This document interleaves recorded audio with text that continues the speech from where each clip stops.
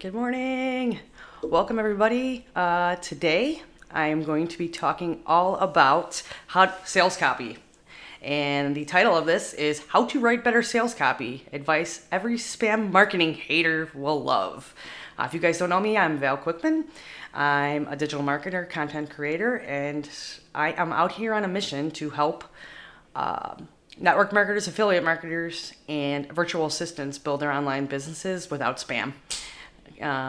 Huge important. That's my mission, is to eliminate spam in marketing.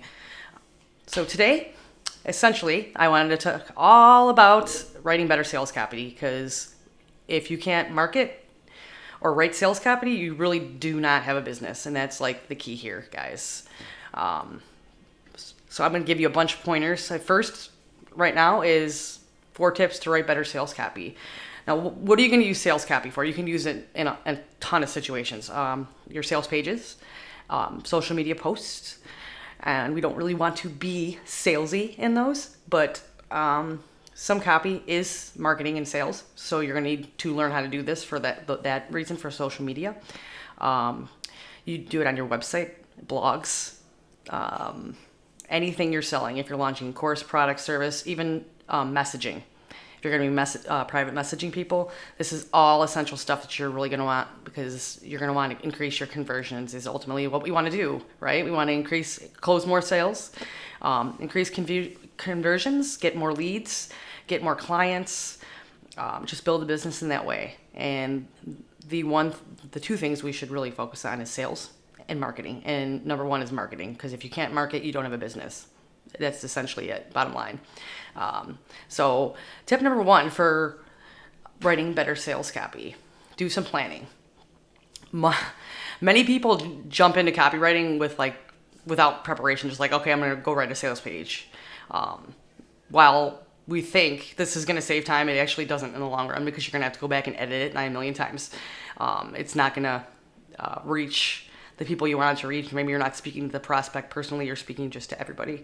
So you want to be targeted in your approach to copywriting, and think about one single piece at a time and just break it down. You're going to really want to have an outline. You're not just going to want to start writing sales copy.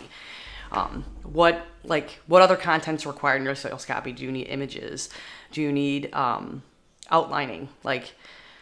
What are the different pieces? You want the emotions, you want the result to focus on, who are you talking to? All these things need to be outlined and specific. Any sales copy or copywriting needs to be specific. It needs to focus on a result and speak to a particular person. And if you're doing sales copy and there's several different topics, do they overlap? Because if they don't, that's going to be a really big problem. Things need to flow smoothly.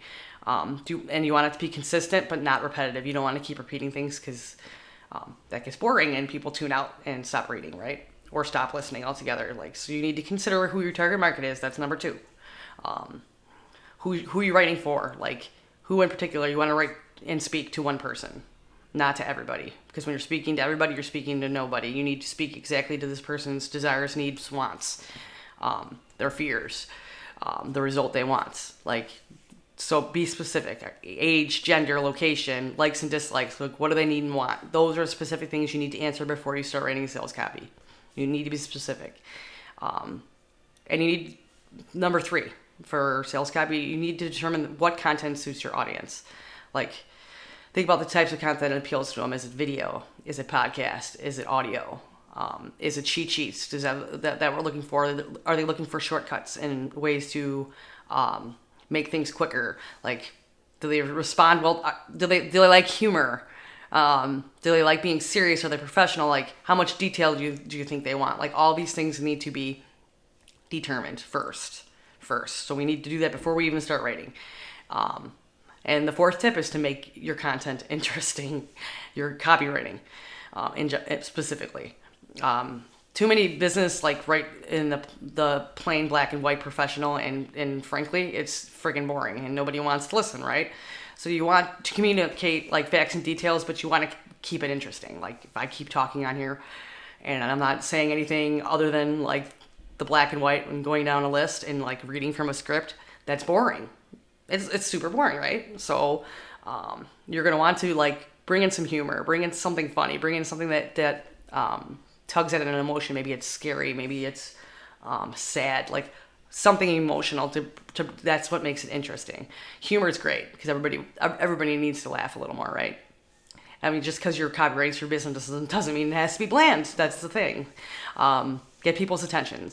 Have a pattern to interrupt the beginning, like do something, like scream, sing. I don't know. Make it interesting. Do something that you enjoy doing, that's distinctly you, and something that's going to draw somebody in to stop and pay attention, because we only have about 8 seconds to get somebody's attention these days. So make it interesting, and put your personality in your copywriting. Do not write just plain black and white language. Then nobody's going to want that. Like, you need personality. Write how you talk. Just write how you talk. That's more attention. It's easier to read, and it's conversational, and people are going to follow along. And even if you're doing a live video, don't make it so, hi, I'm Bill. No, nobody likes that, So make it interesting. Throw your personality. Don't script. Don't read from a script. Have an outline so you know what you're doing. I always have an outline sitting somewhere on my desktop so I can look at it for like the main points, and then I just talk. I say, okay, point number 4 is make your copy interesting, right? And then I just talk what works based on my knowledge and experience. That's what you need to do. You need to know what you're talking about. You need to be, if you're going to be an authority in it, you need to talk about it, right?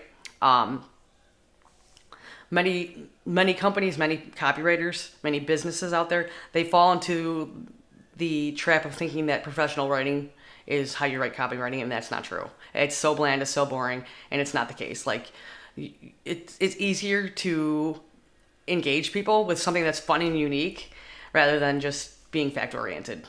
People don't want that anymore. Some people just want to get straight to business, let's be honest, and that's where they can read straight through, but you can also do a video and speak on video for your sales copy. Do a video sales letter. And then you can have the whole copy written underneath it. So whatever a person chooses, because there's literally three ways people learn. It's auditory, which is listening, visual, and kinesthetic. Visual is the obvious you see, and kinesthetic is feeling. So you want to hit all 3 of those in your writing, because each person learns differently. So you want to have visual, which could be a screen share like this that I'm doing, or for the podcast, you're listening, right? And you can have like slideshows. So you can talk over the slides, like if you're going to do a masterclass or training or anything like that, or copywriting. And that's perfect because somebody can read it, see it, and you have visuals on there too. And you want to trigger the emotions. And that's kind of the real big thing of copywriting.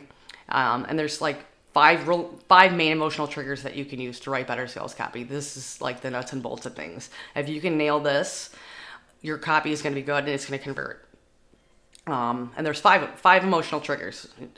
You don't have to use all of them, but it's essential that you get at least 1 or 2 of these in your copy. They have, like, basically anyone that's really good at copywriting is really good at appealing to emotions. You can take you on a trip, you tell stories, and it gets people using nostalgia and influence, like, in behavior. Like, you can tug at someone's heartstrings. You can make them feel happy. You can bring a tear to their eye. Like, you can do all these things with copywriting, and that's what you need to be really good at doing. And that's just being really descriptive and telling a story that, like, makes people relate. And it's real, like, emotional triggers are extremely effective. Like, extremely effective at influencing behaviors and decisions and actions. I mean, you listen to some people's stories. Even like on TV, they're marketing all the time and they're telling these amazing stories, and some of them make you cry, right? That's a good story. That's good marketing too. So be key to this and watch out for it and see what tugs at your emotions. And they have a really good way of doing that. That's good marketing. So like the first one we're talking about is belonging. Like, we all want to belong to something. It's human nature. It's just who we are. We want to belong to groups. We want to be part of something bigger than us. And it's a strong influence on our identities of who we are. Like, if you appeal to belonging, and then belonging to something bigger than them, that's huge in a sales copy. Like, they're going to be part of this elite network of people that can, like, if you can figure out copywriting, you're going to be part of this elite network where not a lot of people know how to copyright effectively. Like, if you can nail these, you can be part of this bigger network of people that can actually charge a lot of money to write good copy. See, I'm giving you the sense of belonging that you could be part of this elite network, which it really is. I'm not lying about this. Copywriting is an art. And if you can nail it, you can be part of it. And that's part of the belonging. And it's huge. Everybody wants to belong. It's just a natural thing. So understand what they're belonging to in your sales copy. What would they be part of if they bought your program, product, or service, right? Another one, and it's huge, is guilt. And you'll see this a lot, and it's in copywriting. And really, really good people will get you to feel guilty about missing out on something, which you're not belonging, right? It kind of goes hand in hand if you write it effectively. Here's an example of really good guilt. You ever see like the advertisement for dogs and I can't even remember what the name of the company was, but it's an animal group where they show you these pictures of dogs that need to be adopted into homes, and they show these deplorable conditions this dog was taken out of. Really tugs at you, right? Especially if you're an animal lover. Really tugs at you to want to go like save these animals. You feel horrible. Or like back in the 80s and 90s, they had the starving children in Africa videos to help them to I don't even know what it was, man. It been American Red Cross or something at the time. And you see that, and it really tugs at your heart, right? Fantastic marketing, fantastic, because it gets you to feel, and that's what you want to do. The visuals are huge too. You see these pictures, you hear these heart-wrenching stories. It's the story, and it's the pictures. Images can have a huge emotional effect. So make sure you understand that, and are using it in your copy for belonging and wanting to feel a certain way. Like, think about middle-class audiences being targeted. Families with full bellies, clean drinking water, clean clothes, and warm and comfortable houses. And then you're showing these other people that are disheveled and they don't have running water and they sleep on concrete. Like, that's huge. There's a huge difference there, and you see the difference. And you see those images too, and it sparks an emotion in you, guilt. Like, you feel horrible for these people. It's a great way to sell sales copy, especially like if you're not like, where are you going to be a year from now if you don't approach copywriting correctly? Like, where are you going to be? Are you going to be worse off a year from now than you were before because you haven't moved forward? You haven't been able to sell your products or services. You're going to be losing money. You're not going to have prospects. These are all things that tug at the guilt. Like, if you take action and move forward with this program, which is going to give you the results and move you from where you are now with no clients to clients, see, that's guilt. It's guilt and it's belonging, and it really gets people to take action when you can say, like, and mean it too, by the way, because authenticity and ethics are huge in copywriting. Like, you can't just sell and don't lie. If your product is going to move somebody from point A to point B, you can use guilt to help them make an action quicker and understand, like, if they don't act, they're going to be in the same position or they'll be worse off. And then go into detail about what it would be like if they just stayed where they were and where they would be with your program, product, or service. Okay, that's huge. Number 3. So far we have for the emotional triggers is belonging and guilt. And number 3 is nostalgia. Think about advertisements that appeal to nostalgia. They're usually like targeting a specific age group by using memories from their childhood, right?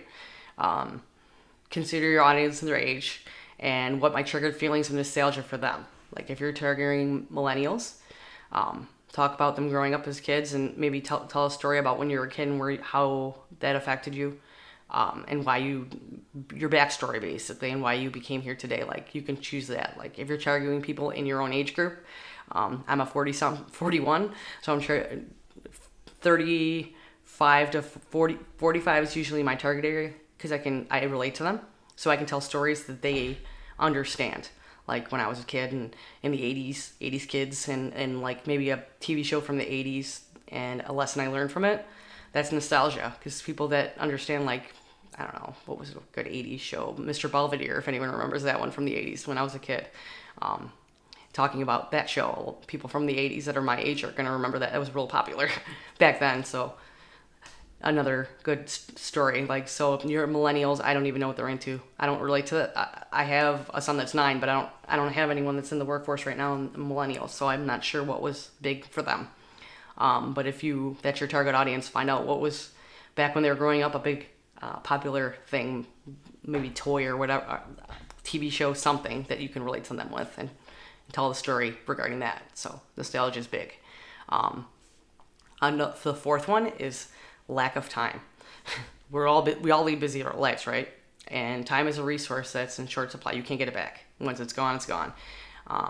It's time or money you do in this business. So you can appeal to a lack of time, perhaps like offering a way to save time, or maybe your product or service gets it done quicker, more effectively, and that enhances your sales copy. So if that's something that your product or service or program offers to make things more effective time-wise, you're going to have to definitely use that in your sales copy. Definitely use it like what it's going to do. You can get it done quicker, more effectively, and be specific. Are you going to get it done 30 days faster? Are you going to be able to write a sales copy or an entire funnel in 30 days by following your plan? Are you going to be able to attract 200 more customers by following your lead gen plan? I mean, these are things that you can use. Great ideas. Obviously, it's going to be way more in detail, but lack of time is a huge, huge emotional trigger to use in your sales copy. And the fifth, what we should have in all our sales copies for everybody that ever writes sales copy ever is value. You're going to need value. You get value for what you're putting your money in. I'm going to give you this money for this program or service because I know it's going to give me this result, right? And why this is such a great deal. You're selling, so you're going to need to tell people why. Break it down. Tell them exactly what they're going to get, what each thing costs, your stack, your value stack, basically. Is give them each thing that's part of your, say you're selling a course, you have like 8 modules. What's module 1? What's it going to do? Module 2, break it all down. Do a stack and tell them what they're getting and the value of each one separately and together, and then what they're getting it for. So they see that they're actually, for spending this amount of money, they're getting so much more in value as what the cost was and what your deal is. And people love seeing that and having it broken down. And you can do webinars, web masterclasses. This is part of the stack slide, basically. If you don't know anything about webinars, don't worry. I'll get back into it later. But the stack slide is where you break everything down step by step, each individual thing's price, the total cost, and then what they're getting it for, like side by side, so they can see the value. And it basically, you have to really over deliver on the value.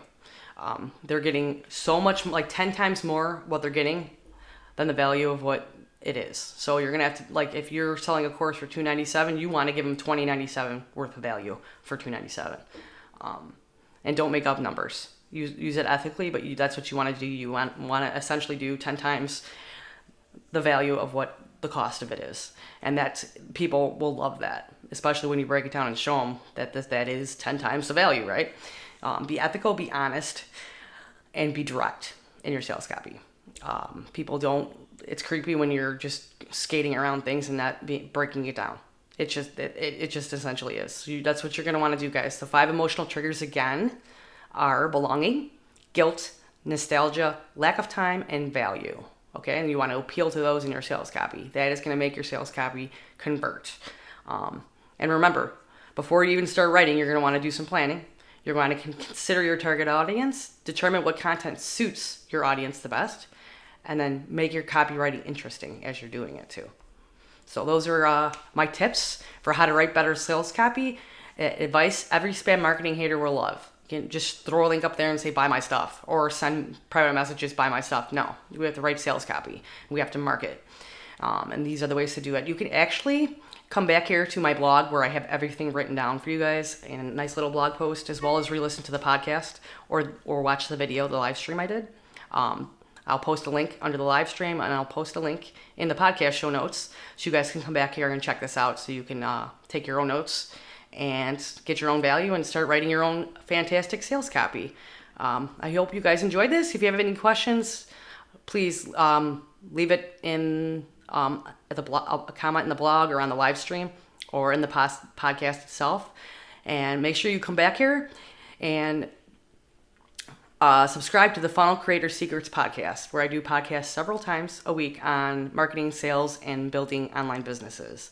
I'm Kuikman. I hope you guys enjoyed this and have a wonderful day.